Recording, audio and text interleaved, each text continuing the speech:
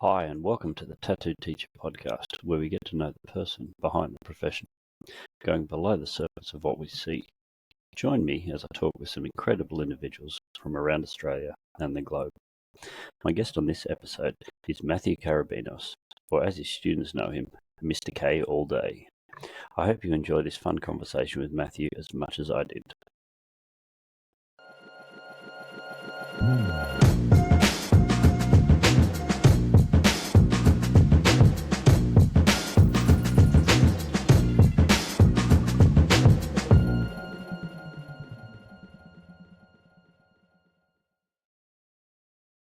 Well, good evening, good morning, good afternoon, good ever what time of day or night it is. You are listening to the Tattoo Teacher podcast.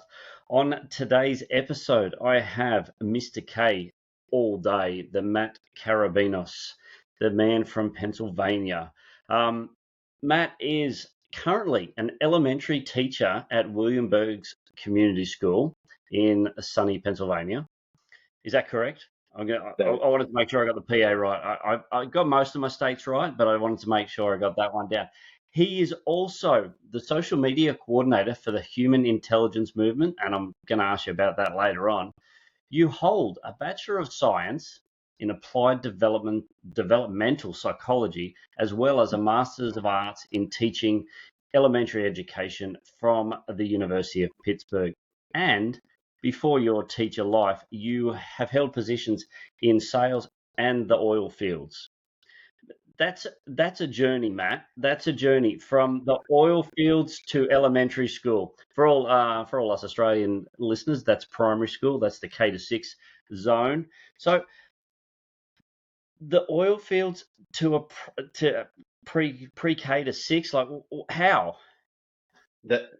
Listen, so teaching was a journey for me, man. That's what I always say, a convoluted one at that. I graduated in school from Pitt with my master's degree in 2010. I was ready to take on the world and be a teacher and ready to go. But the world wasn't ready for me, apparently. So uh, when I got out of school, uh, there was not a teaching job to be found. It was the most competitive time that I've seen since in finding a teaching job. I know that I was going up for teaching jobs against 5,000 applicants for like two jobs, and That's crazy. really hard to stand out in that crowd. And then um, where I was too was a lot of, you hear those stories all the time, but it's a lot of like who you know, not what you know.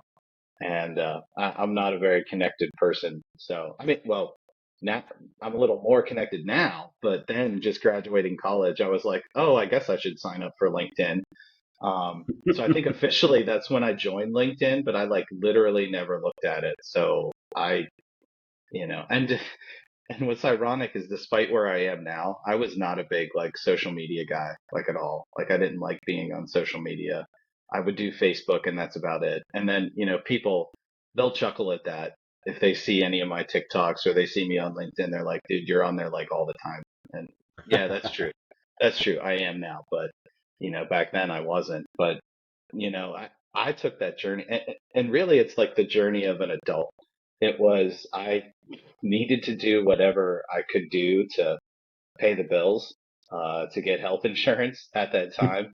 And, like, because that's every adult's dream is to have great health insurance. So, um, so Yeah, that was the search. yeah, that's one of the things. Like for an Australian to hear that, like we don't get, like we get a full-time job, but we don't get health insurance. We got to pay for it on our own. But again, our medical insurance very different to the US. And I know, like I've got a brother who lives in Canada, and that's also one of the big draw cards for. I guess it's a North American thing to get your medical, your dental, all those things. But you need a secure job. Yeah, and that's one of the big, I mean, America, we argue a lot about a lot of stuff, but healthcare has always been like one of the main ones that we talk about pretty much every, 4 years.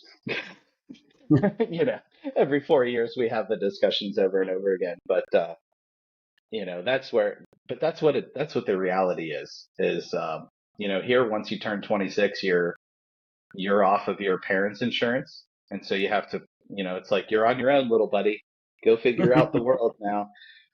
So that's that's what I had to do, and at that time, it was kind of funny because the oil field was really big in the area where I was living, which is not the same area I'm living now. It was more northeastern Pennsylvania from where I am now, but the oil field was very big there. Um, and there was lots of jobs in Pennsylvania. Pennsylvania is a big place for natural gas.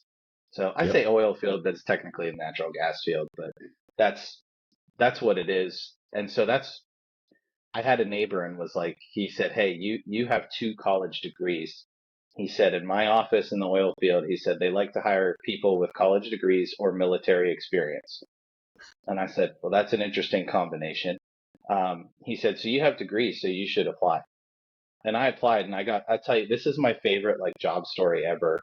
Um, I walked into the office and I did the old school, I dressed up really nice. No one else in this office. I mean, they were all dirty and covered in, all the oil field stuff.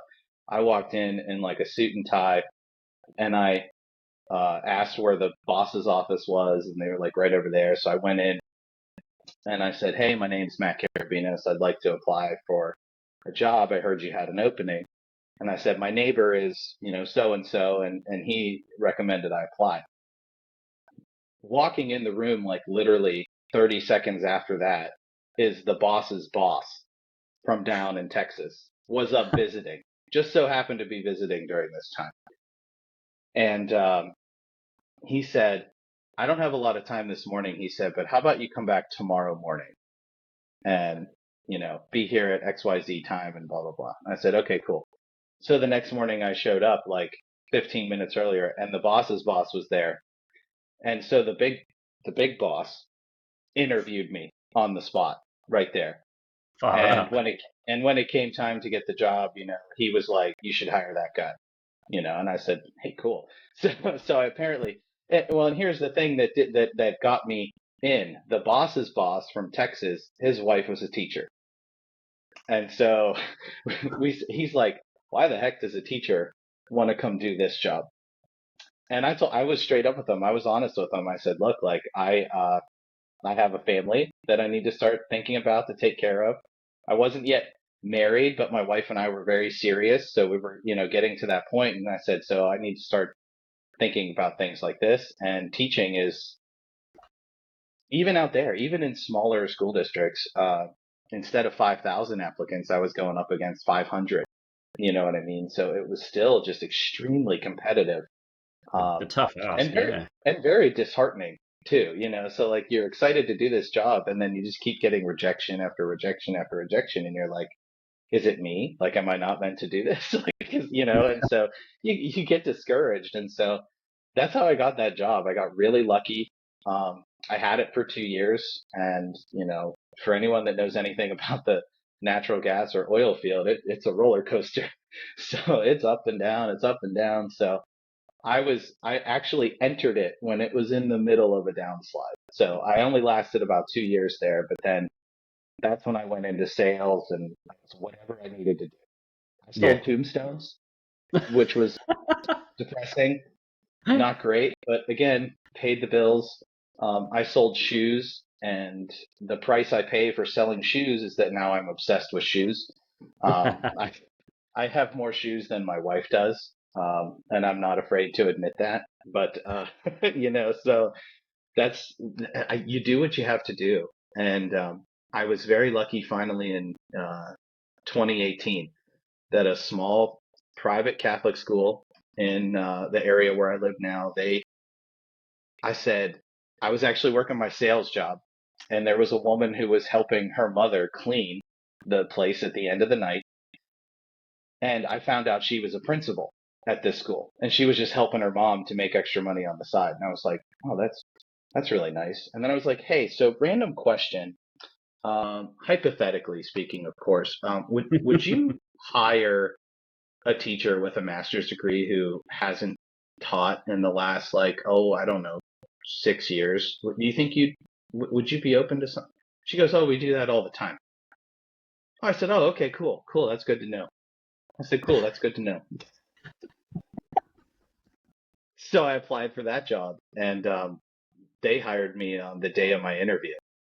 Um, Nice. and I'll tell you what, from there, I've dove hard into teaching, and that's kind of the story of my life. Is when I find something that I like and that I'm passionate about, I dive really hard, really, really hard. So I dove into teaching, and I'm still diving. I'm still going deeper, so that's great. But now I switched. Now I'm at a public school in the area, and so you know, different experience.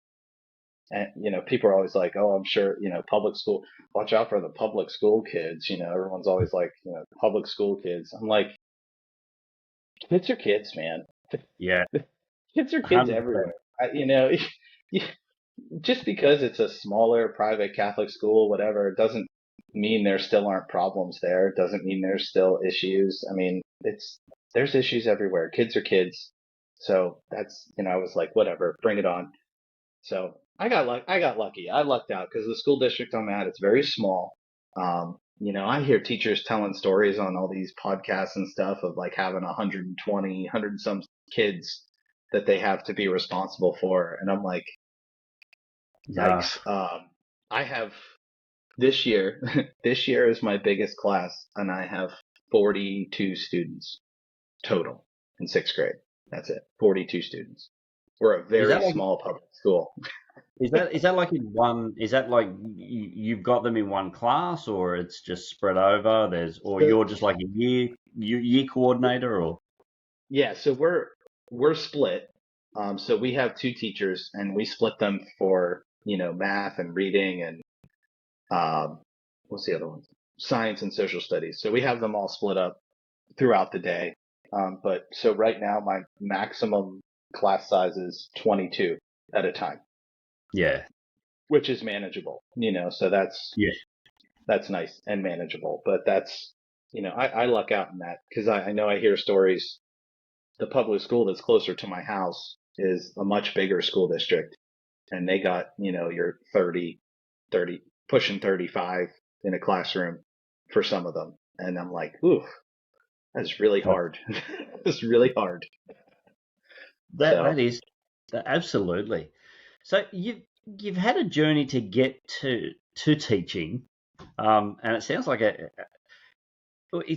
you've packed a lot in, but you've done it with you know what, here's the opportunity. I've got to take it. I've got to do what I got to do to get where I need to go. But I ask all my guests this, but what is your why behind it all? Like, why teaching? Why, like, for me, like primary school teaching, man, just like, no, they've got no social awareness. They're smelly. They're drippy. They're just no, and it's just like, no, stay away. Like, so I'm hats off to be every primary and early learning teacher, because one, they've actually got to teach them. Like, you got to teach them how to read and write, and learn how to process and learn how to write. Do all the really hard learning. Me as a specialist teacher, I just get to go, well, you've learnt stuff. I'm just going to give you some more knowledge, and we're just going to put it into a practical application. But you do the hard yards before they get to us in high school. And but what's your why behind it? so I thought about that question a lot. And to me, it's quite simple. And we joked about this when we were messaging back and forth, but you know, I'm I'm a goofball. I've always been a goofball, and it's really funny. Um, if my wife ever goes on a podcast ever, and someone asks her, "Why'd you marry this guy?" her number one answer is because he makes me laugh. That is her number one answer, and so I've always been a goofball. I like to have fun, and ever since I was trying to remember when I started this whole journey, I think it was when I turned 18. I started working at a summer camp for the YMCA outside of Pittsburgh, and I loved it. I was like organizing games for the kids, and then I also through there worked a youth sports program, which was like teaching kids how to play like t-ball, teaching kids how to play soccer and basketball. Um, so it felt really good, like teaching somebody to do something and then watching them go out and do it and enjoy it and be excited about it. I mean, it's kind of like a drug.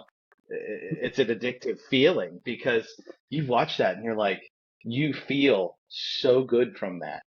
You know, you feel so good from sharing some knowledge that you have, imparting it on somebody else, and then watching them go out and just flourish. And these were, Yeah. I mean, oh my God, it was adorable. These kids, some like, 4 and 5 year olds playing t-ball and, soccer at that age is magnet ball. All the kids just Oh huddle yeah. around the ball and follow it. It's so amazing to watch that. And so then I worked at the summer camp and I had an older group of kids. So I had the group that no one wanted, which was the 12 to 14-year olds. You Yep. know, I learned very quickly why no one wanted that group. So, um, that's like that's the hormone age, and so that there's a lot going on there. So so I had that age group, but again, same idea. And there, it wasn't so much like the playing games and the sports and things like that, but it was the conversations about friendship. It was the conversations about life. It was those little side conversations that you'd have with a kid, and then they'd go, I never thought about it that way. And then Yeah. watching that change their trajectory of how the rest of the day goes or how the rest of the summer camp went. You know what I mean? And uh, it's that's what drew me in right there. I worked at that. I mean, if I still lived in that area, I'd probably still be working at that YMCA. Like I literally would probably do that every summer. I loved that job. It was fun. It kept me active, which was a big thing I needed. Yeah. I found out I needed it a lot in college, was to get active again. So working with the kids keeps you active, and so that's what drew me in. And I would say that's my why right there is watching something that you did or said affect somebody else in a positive way. I'm Yeah. someone who I'm a very empathetic person. So, give me, if you're crying, I'm crying. If you're angry, I'm angry. My wife, she calls me oh my God, what's the name? She calls me like her, like marshmallow teddy bear husband. Because we'll watch a movie and there'll be like a really sad part or something. And she always looks over and she's like, are you okay? I'm like, this is good stuff. I mean, come on, this is it, you know. And so I get into everything Yeah. very deep. So when I'm watching a movie, I'm in the movie. I am the character in the movie. So, that's where, You're but that's, feeling it. that's what it is. And again, when you see a kid like take that journey in something that you help them get to, oh, that is like the greatest feeling in the world for me. Helping people Oh doing yeah. so. So that's a long-winded answer, but I warned you. I give long-winded answers. So No, hey, that's my no, that's what, but that's what it is. It's the passion. Like part of why I'm doing this is to. I mean, we hear so many negative stories about education. We see so many. You had the challenge of 5,000 teachers wanting a job, and now it's schools trying to find 5,000 teachers. The teachers are just dropping like they're just dropping like flies. Unfortunately, because of a whole range of things. I think it's a worldwide thing. Um, but to hear the passion behind it, knowing that without a doubt we work hard. But there's those things, and for me, it's very similar. You're going into a classroom, and you're seeing the kids' eyes light up when they accomplish something that they didn't think they could do, and they're just like, man, hold on, I did it, and it's just that little thing, and it's almost a selfish thing for us because we're just like we're doing all this stuff, and it's just like, oh, and I think we might get more jazzed than the students do because we look over in a whole different light over what this kid can do, and we see that, like you said, it can change the trajectory of their day, their week, their month, and their life even, because there's that one person who just has invested into them and built that relationship, having the conversation that might be needed. So Yeah, no, it is 100% selfish.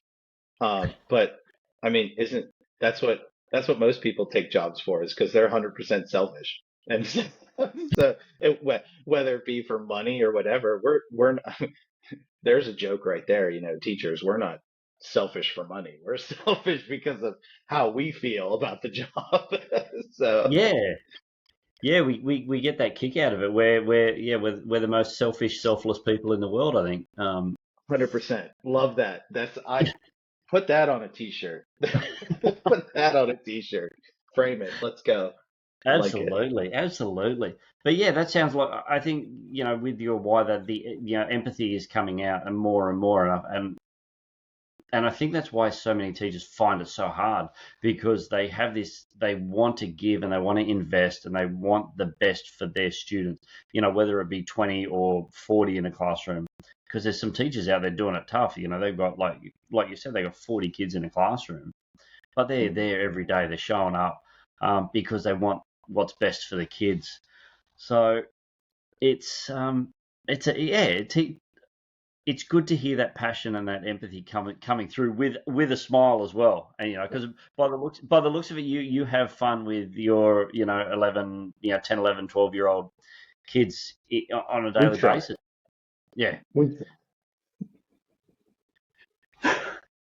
So with your, I guess, your day to day in the classroom, and I'm very much like, I'll blow out a lesson. I'll just throw curriculum out the window if a kid's got a question that is not a time waster, but it's completely off topic, off task.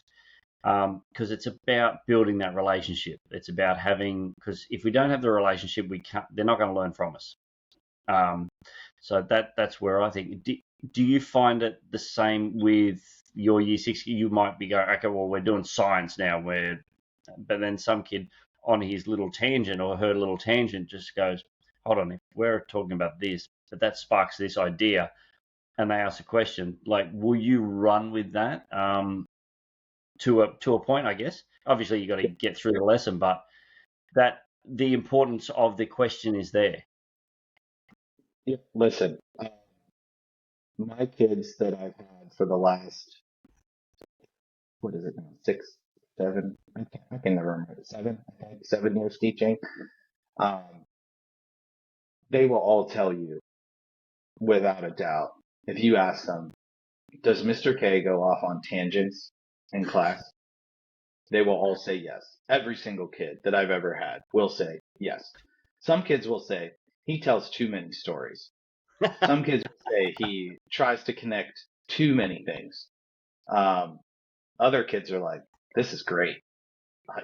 So some kids Yeah. love it, some kids don't like it. But yes, to answer your question, yes. I mean, I I took I'm trying to figure out, like, I hear so many amazing ideas on LinkedIn, on TikTok, on, social media from teachers that have these incredible ideas. And my problem is I want to try all of them, but they all don't work all at the same time.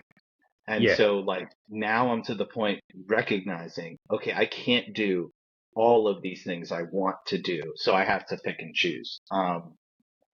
One of the things that I really liked, it was an idea from a teacher named Dan Lure. He's on TikTok. It's like History for Humans, is what the name of his thing is. And he has an idea of doing like a wonder day where you spend a day letting the kids ask any questions they want, look up any questions they want, and then you have them do a mini project, a mini research project during a class period where the kids can look up whatever they want and teach it to the rest of the class. So if a kid is curious about Um, let's see, like we're learning, you know, I think we're learning cells right now in science. So if a kid says like, what do fungus cells look like? Because we don't really talk about fungus or bacteria or anything. We're talking about plants and animals, you know. Yeah. And so they're like, well, what's a fungus cell look like, and what's that do? Hey, that's a great question. You have a Chromebook in front of you. Let's let's go explore. Like let's go figure it out. And then what's really cool on those days too is I weave in like, so how do you decide what to click on Google? You know, how do you decide if you Google something, how do you decide what's a good source of information, what's not a good? So I sneak in those little like digital literacy lessons during those like wonder days. And so I'm hoping to begin those.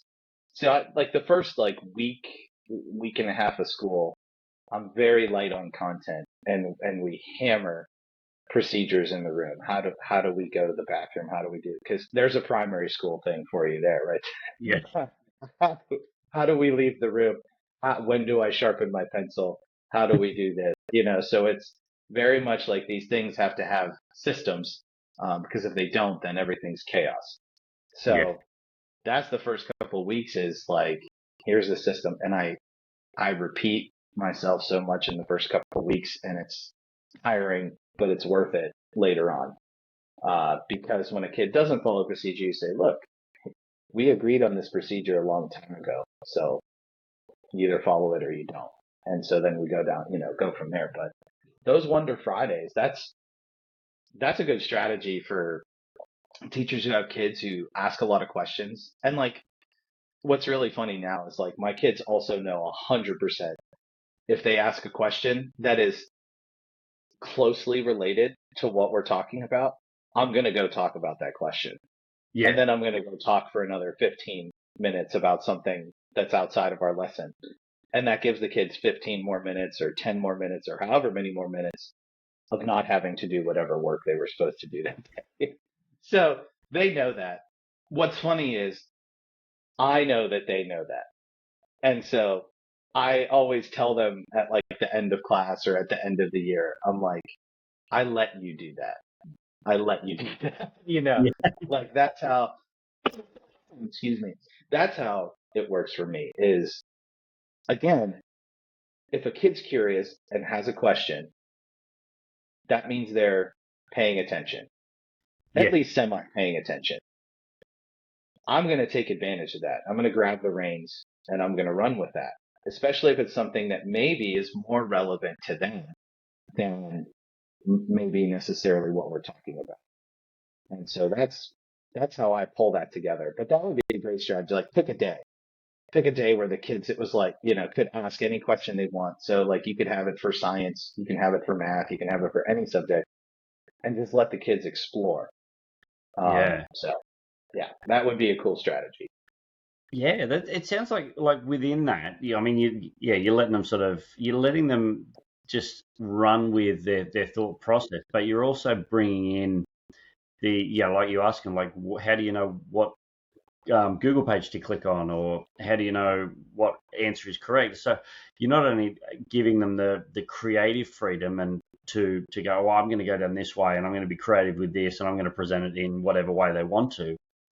But then you're also bringing in those critical thinking skills of, okay, how do I actually decipher what's good information and what's bad? And for that to happen, they don't even realize it. But you as an educator, you just go, yes, that's a win. That's a win. They've Exactly.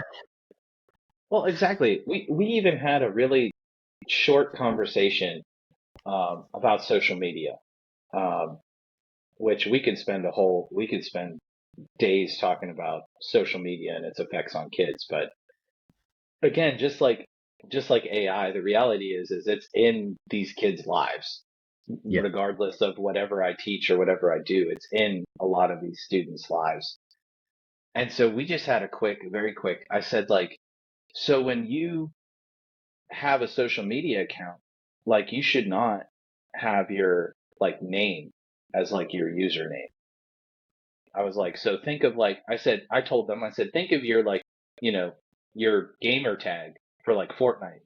or your gamer tag for, PlayStation or Xbox, like your name shouldn't be in there. And they're like, what? You know? How will they know So me? yeah, I was like, I had a bunch of kids that were like, hey, I want you to know, I went home and I changed my TikTok name and now my name's not in it. I said, well, that's a good strategy. You should keep that up, and it's like, and then the kids are like, well, what about Facebook and what about this? And I'm like, I thought Facebook was just for old people. That's what they keep telling me. That's what the kids keep telling me is that Yeah, that's what I Facebook's get just for told old. all the time. Yeah. So Facebook's for old people. But, I told them, I said, that's a pretty easy strategy right there is, and I said, here's the difference. They said, well, you have Mr. K in your name. Because of course the kids find you. I mean, if you're Oh on yeah, social media, the kids will find you. It doesn't matter how private you make your account. The kids will find you.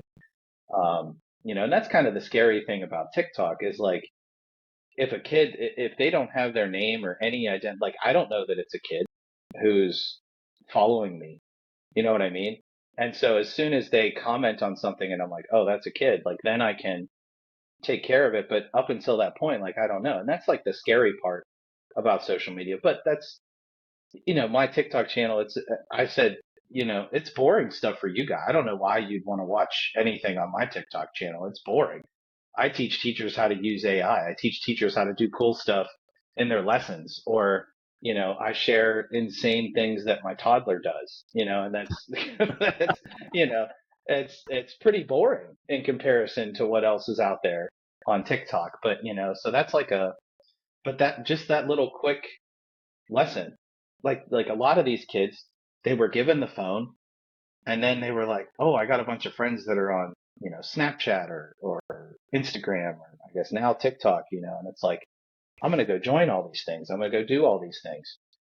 But there's no, and I'm not saying that this is every kid, but with a lot of the kids, it seems like there's no real guidance of how do you manage being on social media, no, none like, whatsoever. and so you have kids that are like putting their full names. You have some kids that are putting their full names in like the name of their town in their, and I'm like, ah, like, oh my gosh, like Yeah, you're letting people. That's like, so just think about that, like and so that was the conversation we had was just think about what you put on there. Imagine that anyone in the world could read that. Would you want anyone in the world to be able to read that? So, yeah. and And that's where. once it's there, it's just there, and that's why they don't understand. They don't understand they might delete it, but it doesn't mean someone hasn't screenshotted or they've grabbed it somewhere or it's sitting in a cache or whatever it Listen, is. you and I live in a world, we know that anything that gets put on there doesn't disappear. I mean, there are people that have put up, tweets or whatever, and then they try to delete them right away, but they've already been seen by 1,000 people and someone screenshotted it. So now it's saved forever on someone's phone somewhere. You know what I mean? So it's like, yeah, yeah. Yeah. I tell you what, I think back to when I was a young lad, and I'm just like, man, I am so glad there was no digital cameras, there was no mobile phones, because there is no way I would have a job nowadays if that we had the technology that they have today. And it's like even when I was like a really good friend of mine, my first guest, who was on the podcast, Dr. Paul Kidson, dear friend, but he was my first principal, my first headmaster.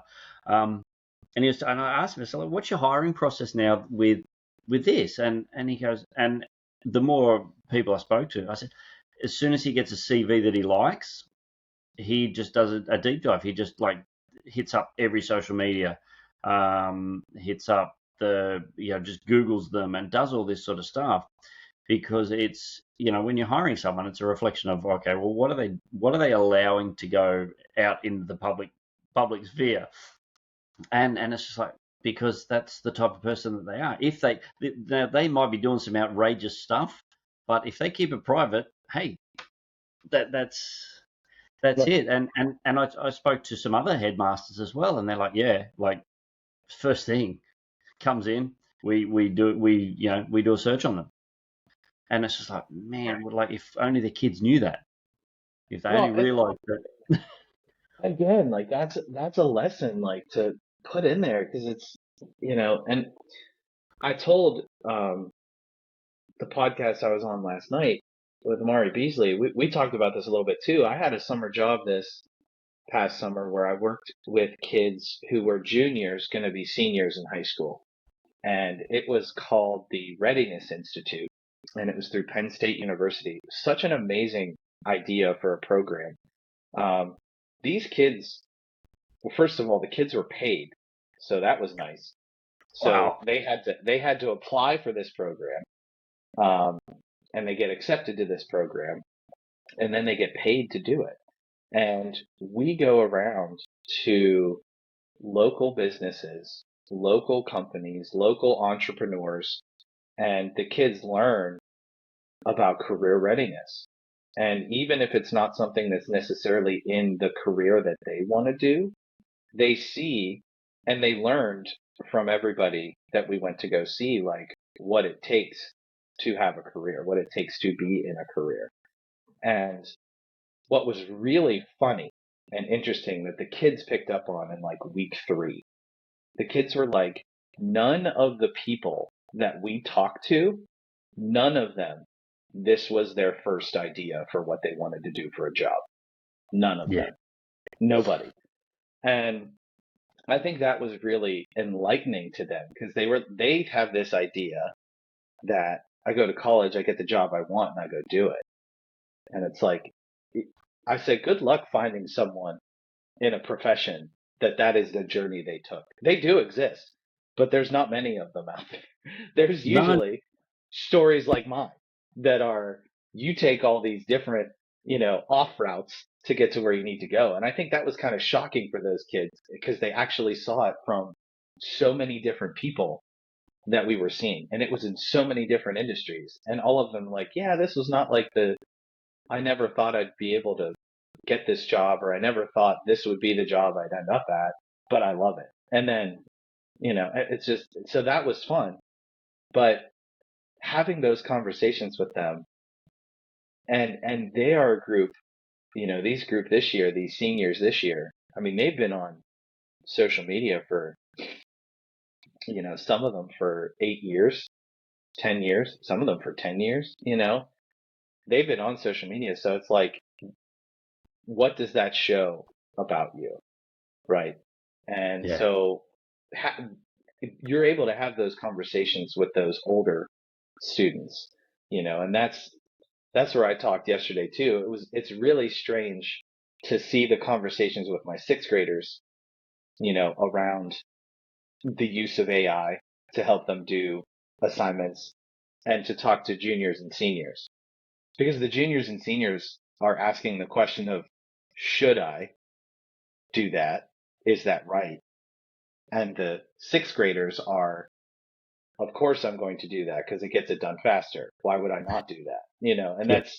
that's the mentality. I mean, when you have a system that's set up to grade you on your final product, the goal for most kids, and this is partially because of social media, is to get to the final product as fast as you can. Yeah. Um, 100%. and and honestly, this is why, I have a big interest in video games. So this is one of the things that I use to help build relationships with kids because video games are very popular. And I always tell them like, how do you play a video game?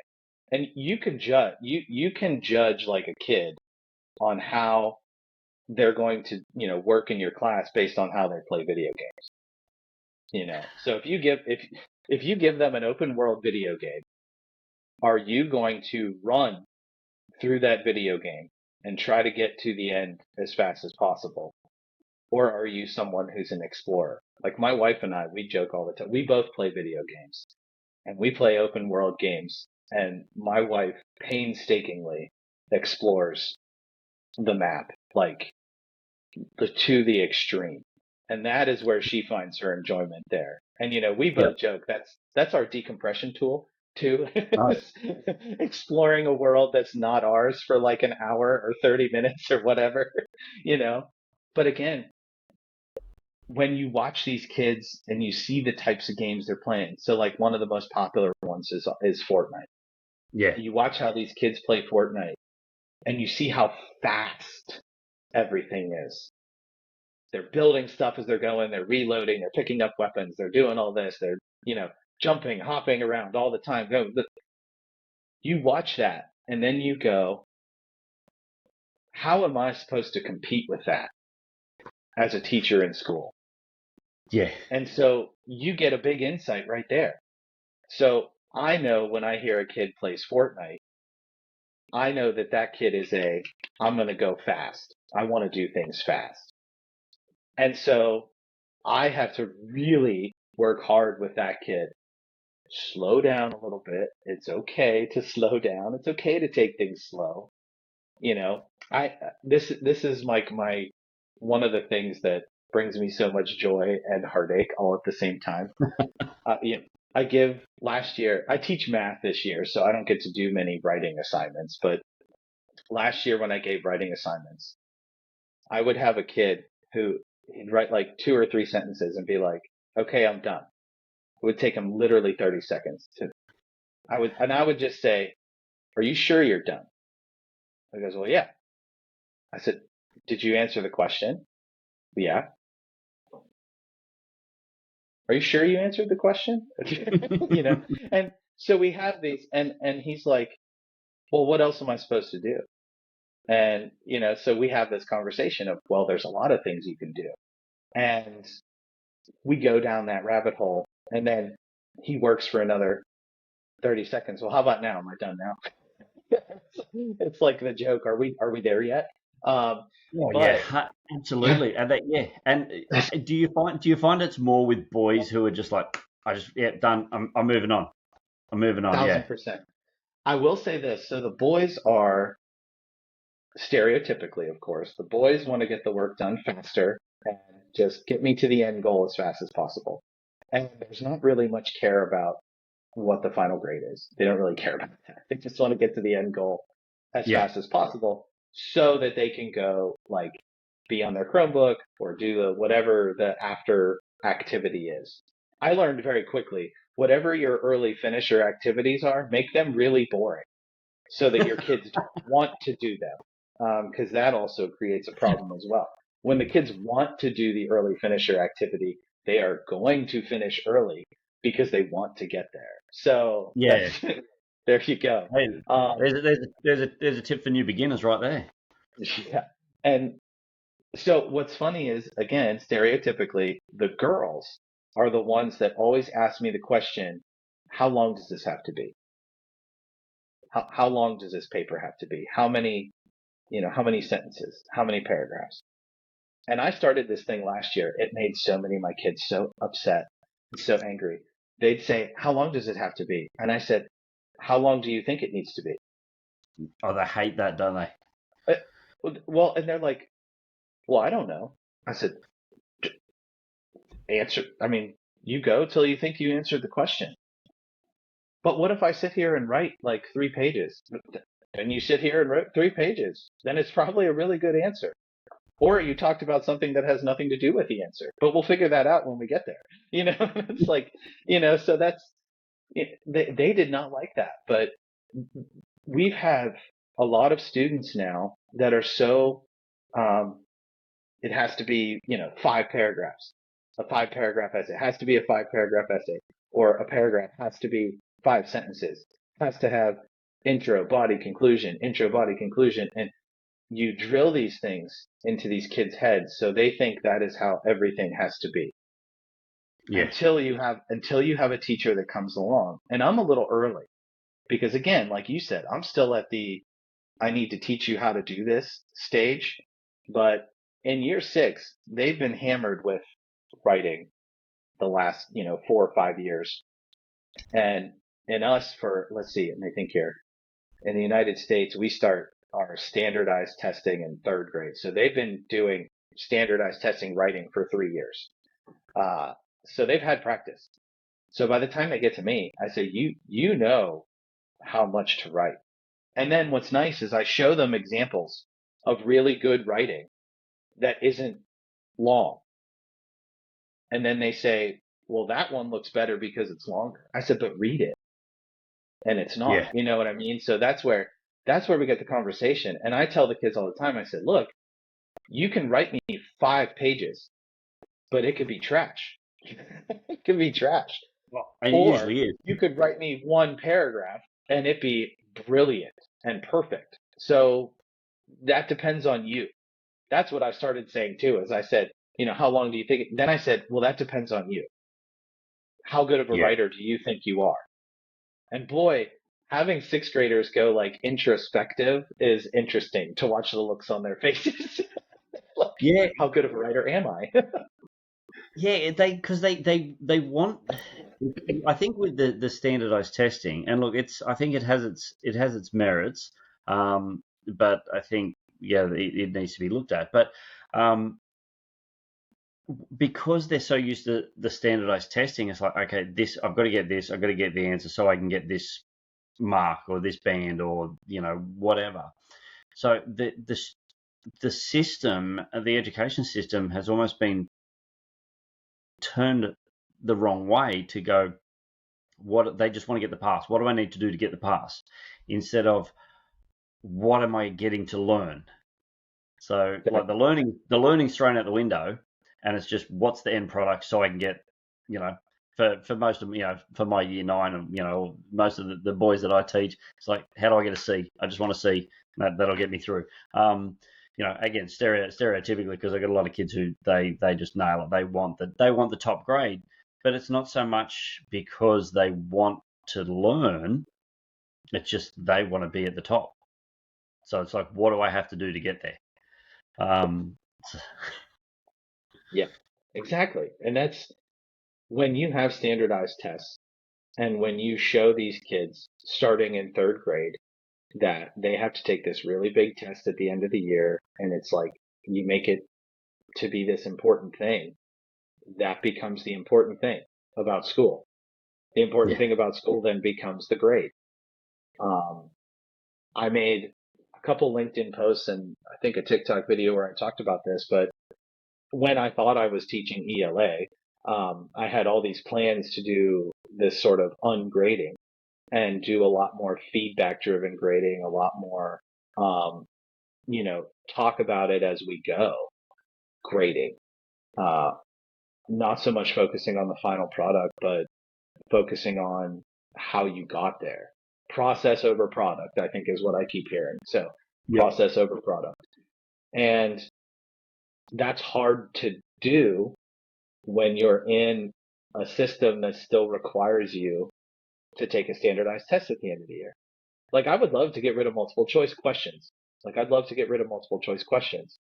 I watched I think it was Michael Moore was doing a documentary about teachers in like, Norway and, stereotypical, we hear this all the time, Norway, their education system, they put their teachers on par with, doctors and lawyers. They put their teachers up on a pedestal. And all the teachers tell you, and all the students from Norway tell you who've experienced Norway and America, they tell you we don't have multiple choice questions. There is no multiple choice. It's short answer, it's essay, it's explain yourself. You know what I mean? And that's, trying to move to that system is really hard when you are bound to the system. And yeah. so I love, Systems don't like to change. right. And I love the idea of project-based learning and all the different based learning stuff, like, Phil, we talked about Phil Alcock, it's like, give me all of that, Phil. I'm going to take it all in. But at the same time, and Mari Beasley brought this up last night, it's like, if I do all that stuff, am I hurting my kids for them taking that test? And I think that's a really crappy situation for a teacher to be in Yeah, because I'm doing this stuff that the kids are going to find more relevant, more interesting. They're up out of their seats. They're collaborating with someone else. more They're doing engaged. all this cool stuff, but Then they have to go take a test at the end of the year that is nothing like what they did in class. And that's a Yeah. shame.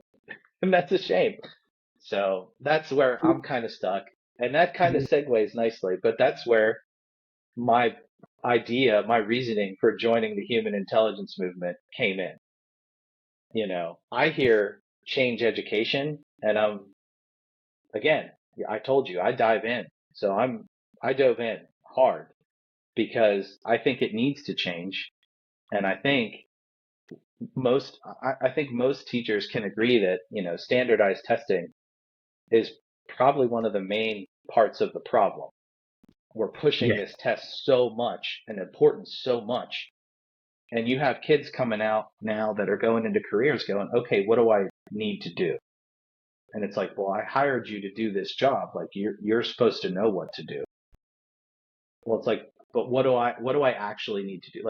Could you imagine, like the boss now? Okay, tell me what I need to do to get my paycheck.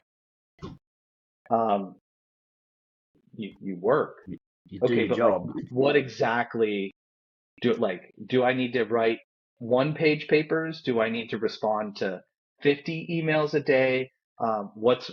Like, can you imagine that? Like, so, but that's the mentality that we are That's what, putting yeah, into our kids' heads. So yeah. 100%. 100%. Do you think with, I mean, I know you deep dive into AI and all that sort of stuff. So do you think that is going to be one of those things that helps push some of this change? Because the need for writing a 5 paragraph essay, if you know what you're talking about, if you've got at least a little bit of content knowledge, you know how to put something in. Even a year 6 kid, we are obviously with their parents' permission because they're not supposed to have accounts, but we all know that they get them anyway. Like Mhm. these AIs in the generative AI tools in the even in the state that they're in, they can put out some pretty good work. So how are you seeing that, or how are you dealing with that? Like, it's like I've got to shift my whole teaching because I want them to know how to use this tool, because this tool is here and it's going to be in their lives, and it is in their lives for uh, you know for Yeah. as long as it's going to be. So how do you work with that area? So this is another, really interesting thing about me is that so right now my school district has a policy that, no student facing AI tools, which is a lot of districts have that policy. Because there's still a lot of questions when it comes to, privacy and things like that. Um, when you don't know enough about the AI system and how it works and the products and what exactly they do, student facing becomes a tricky definition. So last Yeah. year I got in a bit of trouble because I was testing out using an AI program to give initial feedback to kids' essays. And Yep. I was just trying to see how good the feedback was, if it was valuable, useful. And it actually did a pretty good job. But again, so like my district was like, well, we didn't want kids working with AI. And I was like, well, technically they're not. They're getting feedback and then they're changing their paper. And then, of course, my wife's a lawyer. She goes, that's technically an interaction with AI. And I was like, okay, fine. So, You, but you again, got lawyers. oh, I did every day of my life. So every day of my life. But that actually forced me to pause and like take a step back and was like, wait a minute, like, is that a good idea? So again, like those conversations I have with like the juniors and seniors, like, is that a good idea that I'm letting AI give initial feedback? Now, again, I was grading the final product, but again, go back to our previous, I'm focusing on the final product, then not the Yeah. process. So there again, I learned that on LinkedIn. Jason Gulia posts a lot about that, a lot about feedback, and Leon Furs posts a lot about that. And so, is AI giving feedback a good thing? And that really gave me pause and made me take a step back and say, okay, pull back the reins a little bit. Obviously, and my, administration going like, we want you to pull back from AI because like we're not ready for it, and a lot of people aren't ready for it. And I said, okay, that's fine, that's understandable. So with regards to AI use this year, like I don't touch it. I don't talk about it with the kids. I use it for myself. Like Yeah. I I I use it for idea generation. I use it for giving me different types of pedagogy with my lessons, uh, rather than straight, lecture style or small group rotations. I try to do different things. Again, getting the kids a little bit more engaged and interested in what they're learning. So that's kind of how I use it. But with regards to your question, I mean, education has to change. Honestly, because I got in some hot water for this, but I said like, what do people honestly like? Just think about this pragmatically and logically, not with emotion. What do people honestly need to write a 5 paragraph essay for? Mm. Like, what do most job now? Obviously, if you're a writer, if you're a copywriter, if you're a writer, yeah, you're writing a lot, and writing is going to be very important for you. But that's one profession, one side of. But most professions don't have to write essays on things. Yeah. Don't have to write this formulaic style of writing. Um, Scientists and researchers, they have to write there's a formula to how you write, research papers and white papers and studies and things like that. But again, that's not essays. That's not a 5 paragraph essay. So I agree that we should teach the foundations of writing. But honestly, at this point, and even more so, just take it a step further, right? I'm witnessing the death of typing skills. I'm witnessing the death of typing skills. Interesting. So think about this, Phil. Kids all have cell phones. This is their Yeah. typing skills. Okay, using their thumbs is their I know typing skills. I'm still like this, There's but some people are, some people are like that. I won't judge you. There's no I've wrong. tried this. I've tried the thumb thing. Maybe it's a generational thing. I just can't do it. That's okay. That's okay. I forgive you. No, but like, see, I consider myself pretty lucky. I'm a millennial, so I've been through all of the major technological changes, like at incremental steps. So I've had to Yeah. start learning everything. Like I had to relearn everything over and over and over again. And so that's kind of how it came down to me. But I see this so much. I have kids on keyboards. No one does this anymore. You know what I mean? No No, one uses all the things, and they watch me type when I'm typing something in my computer, and they're like, "How do you do that?" And I was like, "We used to have a program in school where I was graded on how fast I could type." yeah. And I said, "Guess what? This will surprise you. I didn't do well. There were people who typed 3, 4 times faster than me." I said, "But I did. I was a boy. Like we were talking about boys. I did good enough to get a good enough grade. So Yeah. I think I typed just fast enough to get a good enough grade." Um, but again, these kids don't really need to type.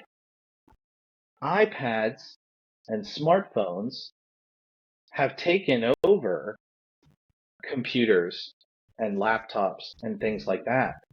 And it's a really interesting, and I didn't even think about this until like the first week of school we had here. I'm watching kids type, and it's incredible to me how many kids don't have just like basic typing skills. And then I'm sitting there thinking, I'm like, well, wait a minute. Do we even have that? Like, do kids even have that in there? And technically the answer is no. It's not. Where is that in the curriculum? We have a computer class, but they're learning how to use, Google Slides and Google Docs and spreadsheets and things like that, which is important skills as well. But like, I'm sitting there going, if no one's teaching them how to type, are we just assuming they know how to type because they're kids who work with technology, so they know how to type? But again, the reason I bring that up is because typing out a paper anymore, they don't even need to do that. Within Google Docs, within so many of these programs, you just speak. You Yeah, could just use you could just use, speech to text. And a lot of kids have figured out how to do that. And again, on your phone, even if you want to send a text message, you can just use a little microphone and just talk it out instead of yeah, typing. And so that's like where we're going, and that technology is getting better and better every single year. It's recognizing when you have intonation in your voice to put a question mark, or recognizing when to put a comma to keep the sentence going rather than ending the sentence. So it's recognizing all those things. And so again, the question becomes, what do you need this for? yeah. What do you need this skill for? And is this going to be a useful skill for you to have in the future? Yeah, it's such an interesting way to look at it. I've never thought about it that way. That they're not even typing anymore. It's just they're all just on their phones, portable devices, whatever they may be. And now the voice to text, yeah, like 100%, it's so much better. I remember I'd have to be 20 years ago, so I'm aging myself here.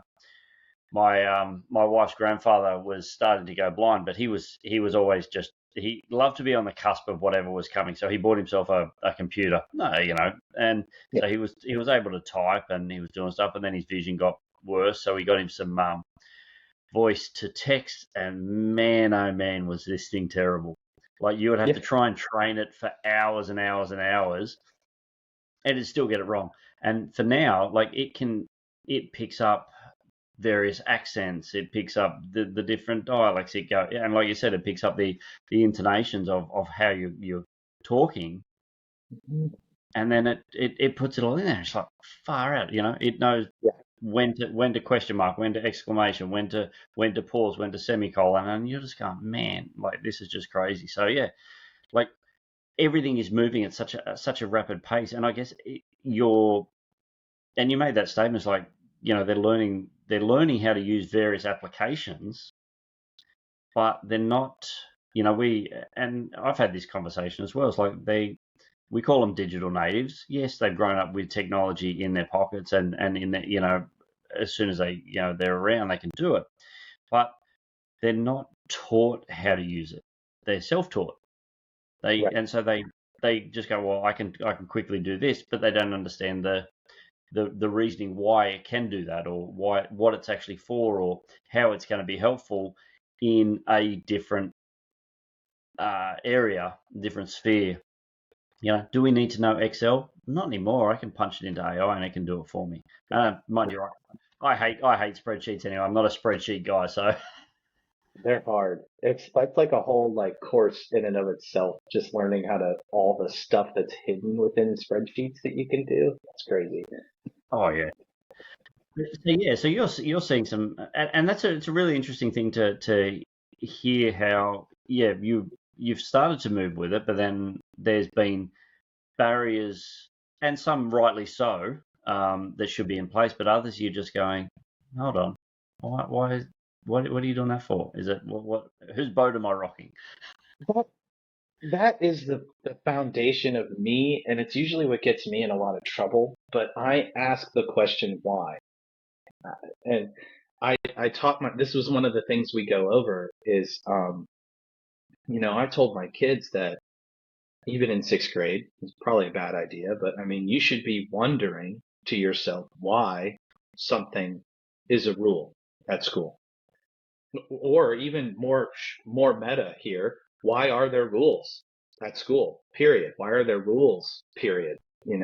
Like Yeah. we've had little conversations. Boy, some of the answers are interesting from sixth graders, but one of them was so I caught a couple kids chewing gum, and we have a rule at our school: no chewing gum. And I said, I would like you to. Why do you think there's a rule that's no chewing gum here at the elementary school? Because down at the high school they can do it. I said, but why do you think it's a rule here at the elementary school? Well, probably because kids throw it everywhere, put it on the carpet, put it under their seats. And I said, I don't know the real reason, but I would bet you 95% of it is that right there. Because gum is really hard to clean up. And why is it elementary school kids? Why is it? And they're like, probably because we're a little less responsible.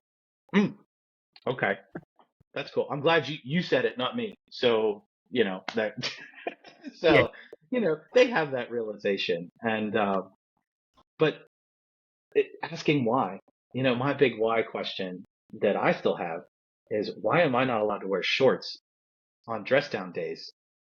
When teachers have dress down days for us, I'm not allowed to wear shorts. And I'm like, I'm a bigger guy, so I get really warm. And I'm like, this having to wear jeans on a day that's like 95 degrees outside is like brutal. yeah, And I've always just wondered why. But I've been too scared to ask that question. Like I said, I get myself in enough trouble asking why questions. So I pick and choose my battles. But again, like just yeah. wondering and asking why.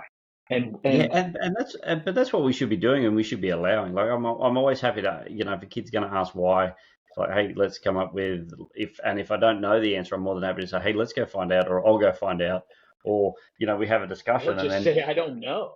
Like, yeah, yeah, there's power in saying, I don't know, you know? it's like, So why that, is that yeah. so? I don't know. Like, I've had the uniform. We have in Australia we have even the state schools, the public school system have a uniform, and it's just like, is your little one just coming to screen? Yeah, he just woke up. That's what my Oh, that's wife came awesome. downstairs and I waved to him and now they're gonna go off to breakfast while I finish up. So gonna say hi. Are you gonna make your voice heard on this podcast? No? He's just staring at your picture right now. That's what he's staring at you. But no, it's okay. This is gonna be on social media, so we'll have to keep his yeah, no. Yeah, We we'll have keep a his rule in little. our household. We try to keep our kid off of social media, so his face No, off of social media. So that's um 100% fair. I get that one. That's for sure. yeah, but it's just, this was, we went a little, what a surprise, Phil. We went a little longer than I thought we were going to go, but that's okay. It's totally Hey, that's all right. That's all right. fine. But yeah, I always ask the why, and I love having the kids ask the why. And I'm very much, and even for me myself, I was like, if that rule doesn't make sense to me, I will Listen, do. I I'll pretty much prepare for ignore it. I prepare for these podcasts, okay? So there's my saying that I live by right there. Okay, it's probably Be backwards on curious, your not screen. judgmental. Be curious, not judgmental. And that's from the TV show Ted Lasso. And Yep. that it's one of first of all, it's like every adult I think in the entire world should watch that television show, and I think you'd learn a lot about the human condition and human emotions and empathy if you watch that show. But this line is what I push with my students. I can't I learned this realization um, from another Australian, Andrew Mowat, on LinkedIn, but he said like you can't teach someone to be empathetic, but you can model it. You can show Yeah. them what it means to be that. And that's the best you can do is just model it and do your best to model it and show it. So this is like written on a window. I have this window that has like the bright morning sun comes in and I put it in huge letters there and I put be curious, not judgmental. So the kids they see it every day they walk in the room. Um, and I really feel if we push that, and that goes along with asking questions, asking why, you know what I mean? So that's how this ties together, by the way. So this is one of my tangents for teaching in my class. So you're going down one with me Hey, here, I've got it. but that's what it is if everybody approached every situation, every social situation, every conversation from a place of curiosity and not judgment, can you imagine how much better the world would be? Yeah. Like, I shudder to think of that utopian world that would be. But that's what I'm Yeah. trying to instill in my kids is be curious and try. I'll tell you what though, man, being judgmental, it's like almost ingrained in your soul. And it's so hard to take judgment out. One of the key things they tell you when you do any sort of mindfulness meditation or any work with mindfulness is let things happen without judgment. Have have you ever tried to do that? Because it is near impossible to do things without judging. Oh, 100%, 100%. I heard something the other day. It was and especially in the discourse that's happening around the world in so many things, is you can disagree without being disagreeable. I love that. I I don't love know who that. said it. Attributes. If you came up with it, that's awesome. But yeah, we can disagree, but let's not be disagreeable about it. So um, Yeah. let's do that now. Hey, I've used a lot of your time. I'm respectful of your time. I know you've got a day off and you want to spend it with the family. And Oh, so I've got a few last questions to ask you. This has been great. We've gone down. I thought we'd talk more about some AI stuff, but I love where our conversation's gone. It's been brilliant. listen, this is so funny. So we've talked to this is the third podcast I've been on. And I think everybody was kind of expecting to talk about AI. But really, most of these conversations that I have, we talked about AI a little bit, but it's been more about, teaching and humanity, human intelligence rather than artificial intelligence. Yeah, absolutely, and yeah, and again, that's one of my goals behind why I'm doing this is to get the stories out, to get just to hear the conversation about a teacher, about an educator, about what they're doing, and how they just their worldview as such, Yeah, on 100%. different things. So, but hey, just before we wrap up, I've got my last few questions that I ask every guest. And if you've listened to it, you already know. So you may have some pre-organized answers, but the first one is, what's your favorite drink? Now, it can be any drink you like. It doesn't have to be a breakfast beverage. It could be a late night beverage, whatever you like. What's your favorite Yeah, go-to? this is so terrible and they're so bad for you. It's so unhealthy. But I'm kind of obsessed with energy drinks. Oh, it's a bad vice that I have. There are worse vices, but that one's pretty bad for me. Ugh. So I was I was when I was a kid, like I drank pop or I guess soda. Do you Yep, call it soda? we Okay, we yeah. call it soft we So call it soft drinks over here. okay, soft drinks. So I called it pop in Pittsburgh. This is a United States argument. Is it pop? Is it soda? Um, yeah, whatever. It depends on where you're from. So me being from Pittsburgh originally, it was pop. But I drank pop from a really early age. And so that totally warped my taste buds. I learned this later on through like research articles. So I needed to have super sweet things. Yep. And anything that was, mild or I was like, this tastes like crap or it doesn't taste like anything. And um, so now I've gone down the rabbit hole. I had to switch to like diet sodas, or zero sugar, um, Yep. soft drinks. I'm going to use the colloquialism, soft drinks. Um, but then once I found energy drinks, and now energy drinks are all like 95% of them are all zero sugar. Um, but I don't know how they do with it. I know it's chemicals, and I know they're messing with my brain, but they're They delicious. taste good. So yeah, yeah, that's my vice. Right now, my go-to, um, and if they want to reach out to me to sponsor them, I would gladly do this. Is Ghost. Ghost has a sour pink lemonade energy drink, and it quite possibly is one of the most delicious things I've ever tasted. So that's a bad habit for me, but I don't drink coffee, so that's the other side is Yeah. I'm not a coffee drinker. I've never been a coffee drinker. Again, bland, right? To me, coffee is very bland and bitter um, because of how my taste buds are. So energy drinks. I fell down and I'm stuck. So I've been drinking one in the morning so far here. So Hey, it look, hurts. it's early in the morning, and you're a sixth grade teacher, man. Or you got to do something to get through the day. I need something. I need something. Hey, what's a challenge that you'd like to put out there to people listening? Still like a challenge for me to challenge other people to do. Is that what Yeah, you mean? Yeah. Yeah. So my shirt, my challenge would be to be curious and not Yep. judgmental. Like you have to work really hard at the not judgmental part. I'm still working on it. I don't know if I'll ever be able to. I don't know if anyone will be able to fix that. It's really hard to get out of a judging mindset, good or bad. Yeah. That was a difficult thing telling my kids, like, if you feel something, just feel it and don't put a good or a bad, a positive or a negative. And they're like, how do you do that? And that's a really hard. I try, like that's Yeah. that's the hard part about it.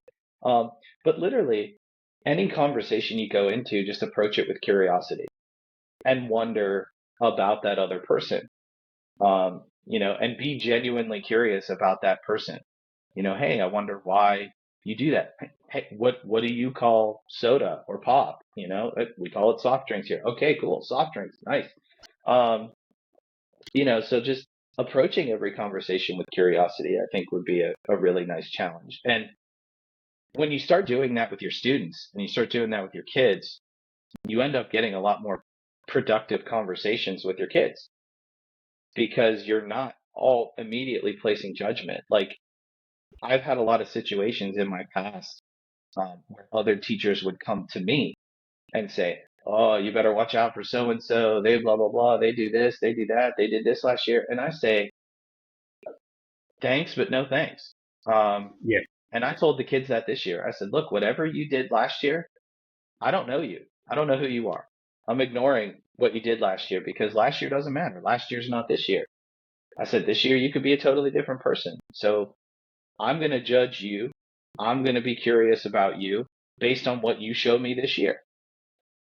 That plain and simple. So, and I have a joke going now with the fifth grade teachers where they say, "Oh, this class, oh, they're going to be such a good class." And I say, "La la la la la la."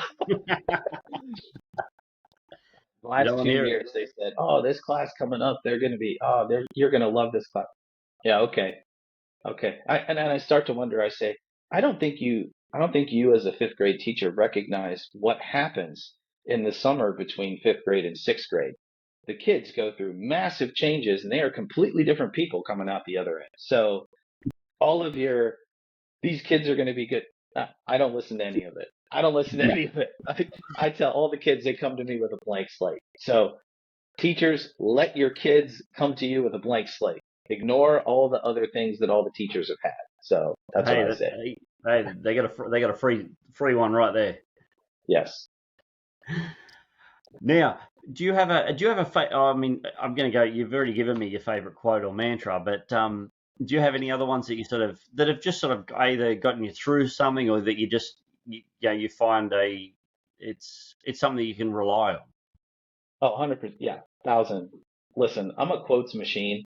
Um, my wife used to like make fun of me because I quote movies all the time. Something would happen or something, would go down and I'd quote a movie and she'd be like, what's that? And I'd be like, "Oh, that's from this." And then we have the joke, "Oh, I never saw that." Because she read books. She was a book reader. I was a movie watcher. So Yep. that's like our dichotomy in our household. But the other one that I love that I tell my students all the time that it takes them a minute to kind of wrap their heads around um, is from Bob Ross. I used to watch Bob Ross religiously. Um, do you know who Bob Ross is? Yeah. Okay. All right, cool. So Bob Ross, the Afro painter, loved him. Um, Perfect for mindfulness, by the way. Calming, soothing voice, relaxing. That's one of the reasons I loved watching him. But he was doing one of his episodes and he made a mistake. And, oh, we're just going to turn that into a happy little bush and blah, blah, blah. And he's like, there are no mistakes. There's happy little accidents. That's one of them. That's one of the quotes. But the other one that really stuck with me and that I try to teach to the kids is that there is no learning without mistakes. And I the like kids it. have to think about that. And I say, imagine that I hand you a quiz or I hand you a test and you get 100% on it. Did you learn anything? They're like, well, no. I said, well, you got 100%. So you didn't learn it. You already knew it. I said, so if you already know something, then you didn't learn it. And so we get in this big, and they're all sitting there like, what? What's she saying? Yeah, so that always starts a great conversation, but there is no learning without mistakes. And as an adult, you can put that into so many different boxes of your life. There is no learning without mistakes. And so that's the one I tie to be curious, not judgmental.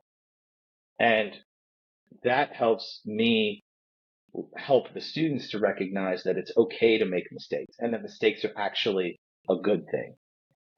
You have to make the mistakes first in order to learn from them. And I said, just Absolutely. imagine going through life and you've never made any mistakes. I said, then you've never actually learned anything. You already knew it. And how boring would that life be? Yeah, And they're like, absolutely. that does sound pretty. Yeah. I said, you never learn anything new. You never get the excitement of learning something new. The excitement that we talked about earlier of watching a kid learn something new. So like that, those two things underpin pretty much everything that I like to do. And I don't like to hammer kids very hard for mistakes. I like to just be very straightforward and say, look, like this was a rule. You broke a rule. End of story. Let's move on. Take your consequence. Let's move on. And so that's kind of how it Yeah. is. You learn from mistakes. I said, now, I joke with them. I say, now you run into a problem though. If you made a mistake and then you make the same mistake and then you make the same mistake, I said, now You haven't I'm going to learned start to anything. think, I'm going to start to think you're doing it on purpose. So, so that's where a teacher's mind is going to go. I said, if we've had nice conversations 2 or 3 times, I'm going to start to think you're doing this on purpose. So we're going to have a different conversation. But, yeah, that's that's it right there. Again, long-winded answer for a short quote, but no learning without mistakes. Hey, I love it. I love it. Hey, now, and it wouldn't be, look, it wouldn't be the Tattoo Teacher podcast if I didn't ask you, do you have any tattoos? Listen, I'm kind of embarrassed to say that I don't. I don't have tattoos. I don't have piercings. I am like the most vanilla, clean-cut guy, and the beard is Hey, as extreme as I go. And I always, listen, I prepared for this question. I'm glad my wife left so that she can't hear this, but she'll probably hear it on the replay. I always joked with her. I said, look, when I lose X number of pounds and when I get down to, whatever goal I set for myself, I said, I'm getting a massive Superman tattoo right here on my chest. And she goes, I will divorce you. Because you will not be getting a massive Superman tattoo on your chest. I said, well, you're probably pretty lucky because I'm probably never going to get to that goal weight, so it's fine. So we're good. We'll just leave it there. But I've always wanted to do like an armband. I've always wanted to do an armband. I've always wanted to have Superman be a part of it. I'm a huge Superman nerd. Like that's my big thing. I have Superman stuff all over my classroom. Um, it's very easy for the kids to tell who I like, what comic book character I like. Um, but like, so that would probably be what I had. Um, I had an idea. This was a really nerdy idea, and I still may do this one, but I wanted to do when in 2013 there was the new Man of Steel movie came out.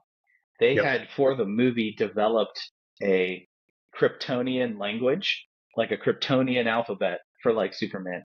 So what I was gonna do was put my son's name in that Kryptonian alphabet language and tie it together as an armband with a Superman emblem on it. Probably a Superman emblem with a K in the middle of it. That's Love it. that's what's on the front of my drum set right now is a on my bass drum is a Superman emblem with a big K on it. So that's what yeah. But that's probably what it would Love be. So you heard it here first. If it ever happens, you were the first one to hear that out loud. It's on here. It's locked in now. It's out there. Your digital footprint is deep. Got it. Love it. And the last question that I have, if people want to reach out, get in contact with you, what's the best way to do it? Right now, LinkedIn's probably the best, the easiest. I'm pretty, I'm pretty out there on LinkedIn. I'm on almost every day, and now I'm, like you talked about, doing social media stuff for the human intelligence movement. So I'm on there for them as well. So I'm on LinkedIn all the time, probably a little too much, but so that's probably the best way to reach out to me. I also am on TikTok. Um, I haven't made TikToks in like a while, so I really, once school starts, it's really hard to find the energy to sit down in front of a camera and Yeah. like do stuff. Um, I just made one that I won a contest. This is like ridiculous. I won a contest for an AI music company, Suno. Um, they reached out to me and were like, "Hey, we know you love our product. You should do this contest. Make a video about what you're using it for." I made a song to introduce a lesson of a story that we were going to be talking about. Super catchy, really good, catchy song. And I shared the story on TikTok of how I came, why I did this, and I ended up winning, being one of the winners of this competition. And like, I thought it was fake, and and then PayPal was like, "Nope, you got money waiting for you." I was like, "Whoa, that was cool." So I made a TikTok about that just to share that happened to me. But like, honestly, making TikTok, and it's so hard too. Like, we talked, I have a toddler. So I try to spend as much time as possible with him. Um, even if he tests my patience a lot, because he just turned 2. So we've now started crawling out of our crib. So we're at that fun stage. I have my own Tommy Pickles from Rugrats on my hands. So he's like crawling out of the crib. The other day, my wife and I were sitting down here, and we just hear our son at the top of the steps going, "Mommy, Daddy."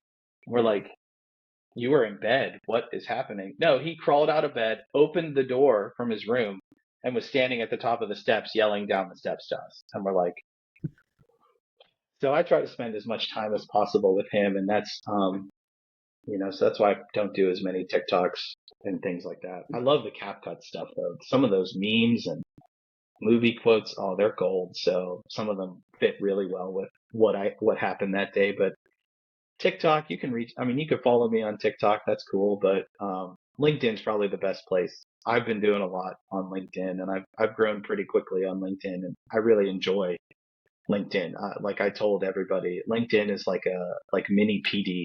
Every time I log Yeah, in there, I feel like I absolutely. Yeah, learned something new. I feel like I learned something new every time I log in. So yeah, mate, that is brilliant.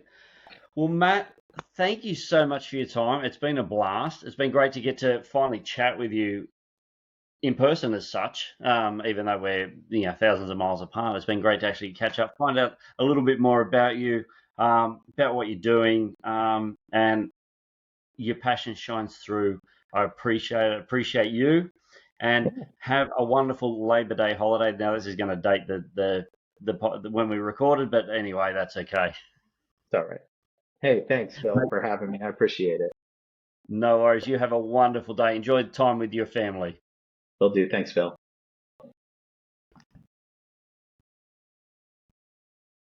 Beautiful, beautiful, beautiful. Now this Awesome. thing's just got to it's just got to finish uploading. So you. Thank you for listening to the Tattooed Teacher podcast. I hope you enjoyed the conversation and found it insightful.